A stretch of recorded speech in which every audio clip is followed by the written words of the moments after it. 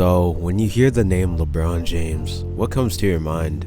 His 2007 performance versus Detroit? Working it down, 5 seconds, 4, 3, James scores with 2.2 to go! The 2013 Finals Game 6 versus San Antonio? Still loose, picked up by Miller, back out to James, another 3, it's good!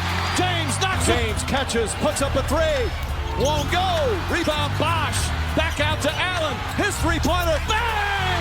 Tie game with 5 seconds remaining! The 3-1 comeback in 2016? Tip taken by Spades, final seconds, it's over, it's over! Cleveland is a city of champions once again! The Cavaliers are NBA champions! Or hell, even his performance in Game 1 of the 2018 Finals. To shoot, James drives, shot blocked, count it, and 1! LeBron James puts the Cavs up 1 with a free throw coming up.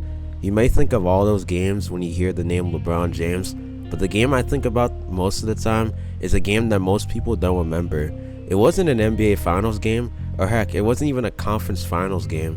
It was a game in the second round, a game that most people gloss over because of what he did in the Eastern Conference Finals that season. The game I'm referring to is Game 4 of the 2012 second round versus Indiana. The game is a game that most LeBron fans don't remember or just simply don't know. But in today's video, I'm finally bringing light to this game because I fully think it deserves to get more respect on it. We'll dig into why this game is the most underrated game of LeBron's career and possibly even the most important of his career. Let's get into it. Answer to the question everybody wants to know. LeBron, what's your decision? In this fall, man, this is very tough. In this fall, I'm going to take my talents to South Beach and join the Miami Heat. So before we talk about the game, we first need to add context. In the summer of 2010, LeBron James will make a move that would change the landscape of the NBA for years to come. In this fall, man, this is very tough. In this fall, I'm going to take my talents to South Beach and join the Miami Heat. LeBron James would sign with the Miami Heat in the summer of 2010, officially forming the second big three of this era with Wade and Bosch. LeBron was receiving a bunch of backlash for these comments, but LeBron didn't care. LeBron even promised on stage that it would be so easy to win championships. He started rambling on how they would win not 1, not 2, not 2, not 3, not 4, not 5, not 6, not 7. Hey. Those words would soon haunt LeBron, as in the following season in the 2011 NBA Finals, with a chance to go up 3-1 in the series, LeBron would have the worst finals performance of his entire career, putting up 8 points and shooting 3 from 11 from the field. This would get him crucified on the internet, and most media outlets were calling him LeChoke. LeBron would not be able to recover from this, as the Mavericks would seal the series in 6 games, officially ending Miami's first season with a finals loss, and again a damaging loss to the legacy of LeBron James. The celebration will begin. The Dallas Mavericks are NBA champions. The first title in franchise history. A stunning ending to one of the more compelling seasons in NBA history. A bitter failure, according to most people, including the Miami Heat players. And now it's going to be a long, painful summer before they get a chance to respond. Coming into the 2012 season, LeBron was back for revenge. Wade told LeBron, "This is your team, and I'm handing you the keys."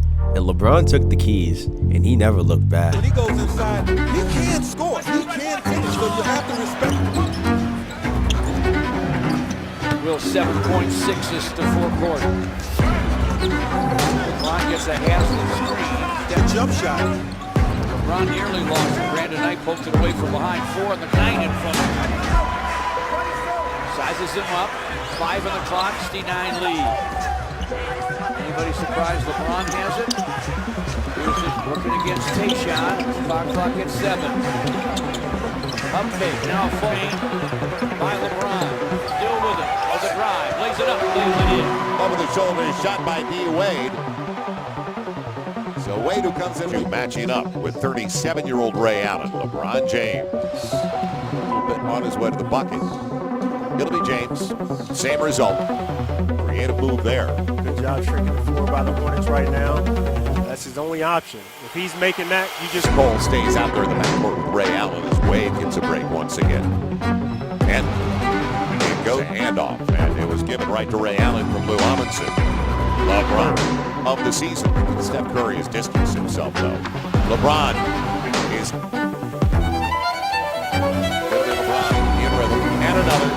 LeBron James. Spectacular performance tonight. 8:20 and counting left in the half, and a 20-point lead. 31. Came in the first 18 minutes of the game. And a reverse.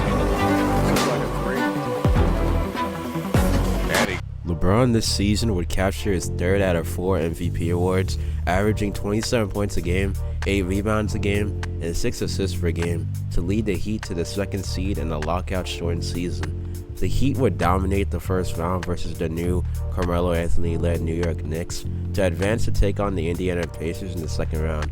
Now, most people forget about this series because the Heat would win in 6 games, and eventually we know what happened in the conference finals that year. Game 6, 45 points, saved his legacy. We all heard that before, but we're not here to talk about that game. We're here to talk about this series. Most people didn't remember, but the Heat were down 2-1 in this series to a 3rd-seeded Pacer team with a young and recently given Most Improved Player award, Paul George, and a team with a supporting cast of Roy Hibbert and Lance Stevenson. The Heat, who were coming off a finals loss before this, were on the brink of going down 3-1 to a team that seemed inferior to them, and I think this is why people forget about it.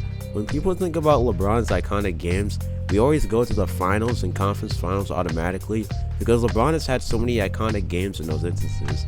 It's just a testament to how great LeBron has been his entire career. He's been so great that we tend to forget about these games where he actually had an iconic performance but is swept under the rug. Heading into this important Game 4 in Indiana down 2-1, you can basically say LeBron's legacy was on the line before that Boston game was. LeBron had to give his all in order to win this game, and I think even saying that is an underestimate. To date, the most significant game of the NBA season as the playoffs continue. The Miami Heat and the Indiana Pacers on a glorious May Day in downtown Indianapolis.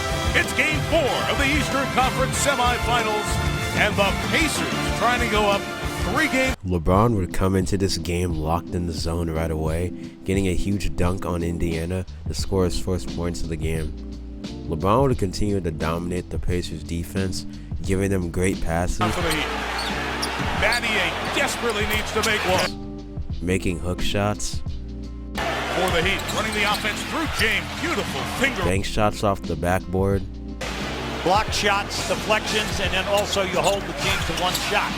James on a step back. So many have said LeBron needs to have a Cleveland-type LeBron game. pull-up elbow jumpers, Hit 36% from the field. He was getting a lot of shots. LeBron able to rattle it. floaters over the defense, He has 7 of their 15 field goals. James in his way, and a floater over Hibbert. And LeBron's done that at least 1 time in every game.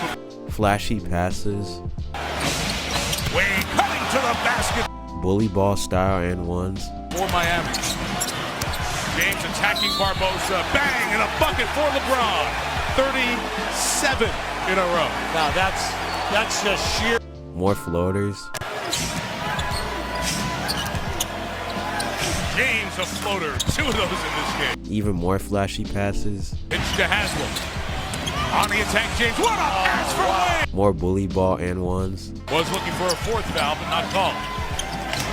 Good attack by James. Hibbert waiting, and 1 for LeBron. And the chance of the 3-point play, and there's the complete MVP package of contested layups, George fronting LeBron. Pass over the top to James. putback dunks, Clock at 3. James finding Joel Anthony. James on the putback. James and Wade. chase down blocks, Not even close. Barbosa with James back. Goes at him. James with the block. Once again, run. and pretty much everything as he completely destroyed the zone that the Pacers were trying to execute on him. LeBron would finish the game with 40 points, 18 rebounds, and 9 assists to put the Pacers to bed and tie up the series at 2 games apiece. When you think about it from a performance standpoint, this is easily a top 10 LeBron playoff game of all time, but I'll even argue it's top 5. When you put into context that LeBron was the most hated villain in sports at this time, and he hadn't won a title yet, and the absolute disaster in 2011 the prior season, LeBron needed to win this game and win the title this season to even keep his legacy alive. LeBron being LeBron didn't allow the pressure to shake him and proceeded to drop, in my opinion, the most underrated game of his entire career. This may not have the iconic layup in 2007 versus the Pistons. This may not have the championship glory like 2013. It may not have the iconic comeback like 2016.